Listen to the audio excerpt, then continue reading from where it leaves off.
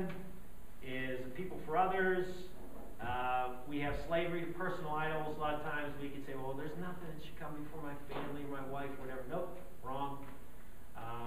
We all have seen people that idolize their wives, their children, and their children are worse off because of it. You put God first in your family, all the rest of it falls into place. And your children become not crutches. Like nowadays, the norm is for, and I've seen it really prevalent in our society, that parents today, they're buddies. They're not parents.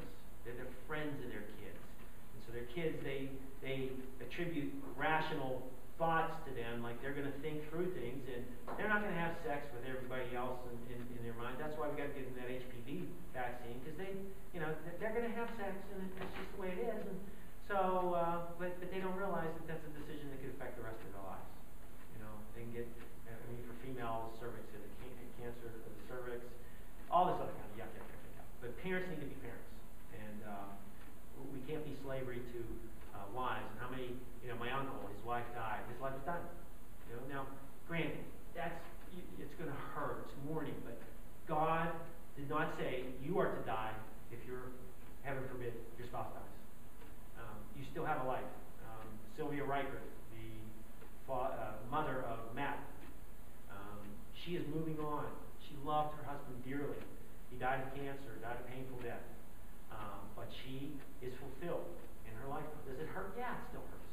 But she's got purpose. She's mentoring young women, which is a very needful thing at this point in time. So God has something for us, no matter what stage of life. When I hear people say, oh, I wish I was young again, I would never want to lose the knowledge that I have now, the experience that I have now. And I'm starting to crystallize and get in tune with what God really wants me to do at this stage of life. I don't want to lose that. Yep, would I like to heal fast like I did when I was young? Yeah, I would like that. But I just need to be a little more tactful when I'm doing stupid stuff like skiing down slopes that I really shouldn't be skiing down. So, those are the kind of things that every stage of our life can get better. It's not this, I'm just hanging on to the end here. It's all, I just get I get the retirement, just hit the golf course and sort of sit there and watch TV and ride my motorcycle around for years, Ride that motorcycle around. I think I just got him there. Because he was thinking that. Yeah, as soon as he gets done, he wants to ride that motorcycle. But Joe I know he's delved into motorcycle ministry. There's some groups that do some cool stuff. Like, I don't know if you heard about this, but a motorcycle group is going to raise some funds for Jada Reichert, who is Matt's granddaughter, because she has cancer, is going to have to get her leg amputated above the knee, and yada, yada, yada. So they're raising some money. They're going to have, this woman claims she can get 1,000 motorcycles, but I'm saying, you better figure something out, because motorcycles in that road down to Pine Valley are not good mixes. That is not a good thing. So I told him, I said, you better warn this woman about going down there, because that's just not going to go over well. They need to park those motorcycles somewhere else. Most of them. I'm sure there's a few daring guys there, but Harleys really don't have good clearance to go down there. So in any event, if you bring your dirt bike, you can probably get down there. And then the last one is eternity. And that's where we were talking about, what are we doing that has eternal significance? That's the plumb line. Everything we look at, get the mindset. Say, God, how can I use this for your glory? I am cleaning up muck out of my sump pump, Lord. How can I make this to your glory? What can I do for your glory? Now, it doesn't have to get that rudimentary, but the bottom line is, I'm trying to make this house better so that I can sell it and get my mom into a ranch home where she's not going to fall down steps. That's eternally significant to me, so I can make my mom's life better in her final years. So that's my goal. So it does relate. It does tie in. We can tie in everything to God. We can draw everything off of this Lord that we have that is just so awesome. I mean, I don't know if you've seen that picture of the suns and the planets, and you do the comparisons, and they'll show you how small Earth is compared to our sun. Just a little dot. And then there's Jupiter. And then they'll show you the next galaxy and the stars there, and our sun is the little dot. And then they'll show you the next galaxy. And there's the one that you know was the dot that wasn't the dot that was the big compared to the sun. It's a dot. And God just made this universe that is huge, and it's just awesome. And I don't know if there's any other beings out there. He doesn't clarify whether he created more, but I wouldn't be surprised at all that he created us, and this is eternity. This is our playground for eternity. We're going to go and do work. Adam in the garden was assigned work before the fall. So we've been born to work, to till the ground, to do something, to accomplish. We've been created to do that. And so God always has us doing that. And I don't care if we're 95. You can be a prayer warrior. If you're mobile, you can go and visit the people that haven't had anybody visit them in 2 years in the old age homes. You have limitless potential to do ministry for God until the day we die. So I encourage you to do that. Give me your feedback on that. You can bring it back next week. You can email it to me, or however you want to do. Think about those questions. And this is kind of guiding us to where, we want to meet your needs, guys. We want to figure out what are our go buttons. What do we need to talk about? What do we need to be drilling, so that we can sharpen one another. I mean, that's the deal. That's where we really gain, is when we sharpen one another and say. And I know Wes, has gotten a lot of good feedback from Kenny, and Kenny's the sort of the, talk about a point blanker, Wes, you need to get some balls in this situation, man. So it's a point blanker, so,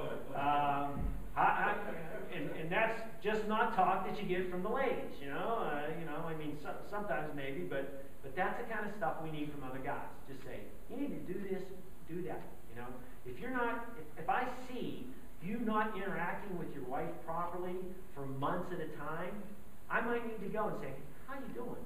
What's going on? If you're not giving a little affectionate touch, a little affectionate look, and we all see it. I mean, I can see in every one of these couples coming in there. I can see the way they sit next to one another. You don't have to be a rocket scientist to figure it out.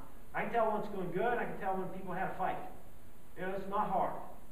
So if we see that in each other, we need to tactfully address that, and each one of us has a role in that. Not that everybody has to go up to them and say that, but when Disheart comes back, I'm going to first seriously ask him, hey, you okay? Is everything okay? And then after that, I'm going to ream his butt for not keeping in touch, if everything was okay. And I understand that, there might be something else there that he sort of faded away for reasons, So I want to be sensitive to that. But we all miss him, and we all need to follow up with him. And I've got to apologize to Dave. His last name's slipping right now. What's that? Dave Lund. Yeah. And so Dave did the father-daughter thing last spring. It was after the men's group ended, I think. And butthead me, I didn't even follow up on it. I went on some backpacking trip on the Appalachian Trail. My feet were hurting so bad I couldn't. I was whining and moaning for the next 2 weeks. And so I forgot completely to follow up with him and ask him, hey, how'd that go? What happened there? And then I've got to apologize to him for that, because that was, that was a great thing that he did. He just organized that, got the fathers with the daughters. Did anybody attend that, even Joe? How did that go?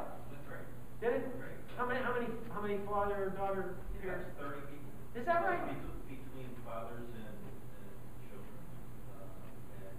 I thought the session where we spoke to our daughters and mission was fantastic. We played games, and we ate candy, food, and we had a movie, watched a movie. Yeah. It was good. And who spoke? Mark came over. Oh, okay. So Mark came over to talk to us, and then we talked about why not take our girls out again. Right. Next year. So Okay. I mean, do they need to be inside and be girls, or do they actually sit underneath the stars like boys? And why don't we think about doing that? So. Yeah, and I've dealt with both of those. You got to do a little bit more pampering with the girls out there. That's fine. I mean, some of them they're right on it. They like it, but most of them a little bit more pampering. But you can work with that. It's not a big deal. It was good. It was great. Yeah. It's the first time I did it. It was very enjoyable. Experience for us. Well, that's kind of a no-lose situation. I mean, if you get with your daughter and it's a little date, it's a little gap. I mean, that's a no-lose situation. anything is going to be good, you know, and that's just good stuff. We need to do that kind of thing, and so I know the Manly camp, we didn't get a chance to share from the podium there, but I mean, Sicker gets tears in his eyes describing that session, that last round session, and you know, around the campfire, and the fathers just pour their hearts out talking to their sons. It chokes me up just listening to it. He was telling a story to one kid. He went 2 years ago. One father, I guess it was, I forget who took him. Might have been John, but he took him, and so this kid's dad didn't come, and so first thing this young guy does is when he's John's dropping him off, he runs in the hospital. Mom, can I get Dad to go in this next year? You know, and so fortunately, Dad comes next year, and there's his dad bawling his eyes out, talking to his son. That's the ticket. I mean, if we don't, that's happening all the time in God's kingdom, guys. All the time. You ever see that program they had there where these people were crying, these millionaires wrote a check out to the poor neighborhoods, and all this is just so wonderful. They came in, and it's a good thing. But that's happening in Christianity all the time. All the time, all over the world. There's these miracle stories of God doing miraculous things. And man, if you aren't tapped into it, get there, guys. You know, if I need to carry anyone back, I'll do it. I'll show you that way. Just break through and get serious with God, because it's there. It's there. It's good stuff. And we can get good stuff right in this men's group. So